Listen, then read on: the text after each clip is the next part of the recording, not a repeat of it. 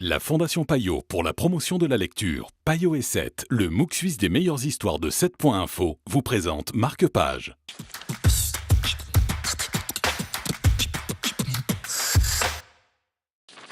Bonjour à tous, bienvenue dans Marque-Page. Aujourd'hui, nous parlons de sexe, race et colonie. C'est signé un collectif. Bonjour Laurent. Bonjour Stéphane. On va parler de ce livre qui est quand même assez lourd, assez mastoc. Oui. Quel document? Il y a des photos, des peintures, plein d'illustrations. Oui, alors c'est un immense bouquin, comme vous dites, lourd, qui a été écrit, dirigé par Pascal Blanchard, qui est un spécialiste du fait colonial, et qui, avec 87 ethnologues, sociologues, qui ont fait un immense travail sur l'érotisation qu'on a fait lors des colonies.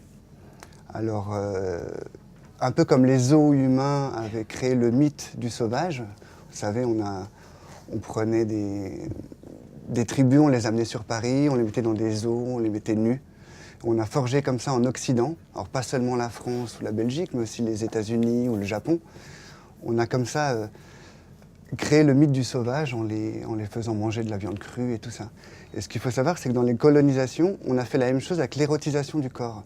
Dans nos sociétés qui étaient très étriquées comme ça, où la sexualité était quasiment interdite, eh bien, sous couvert d'ethnographie, on envoyait des cartes postales avec des femmes nues, et on a érotisé comme ça un espèce de fantasme de l'imaginaire que ces pays là-bas étaient sexuellement génial et tout ça.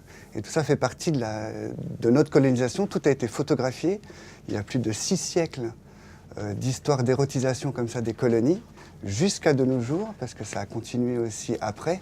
Par exemple, avec l'Algérie, les premières choses qu'on a fait en Algérie, c'est de créer des bordels, par exemple, ou même maintenant en Thaïlande ou comme ça.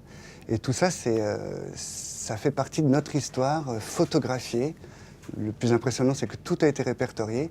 Et voilà, la colonisation, c'était pas seulement la conquête des territoires, c'était aussi la conquête des corps. Et du coup, on a érotisé, fantasmé les colonies. Et c'est très impressionnant d'aller jeter un œil là-dedans. C'est un livre qui a aussi fait beaucoup de polémiques. Sexe, race et colonie, signé un collectif. Merci beaucoup Laurent d'avoir été avec nous. Et merci à vous de nous avoir suivis. À très bientôt.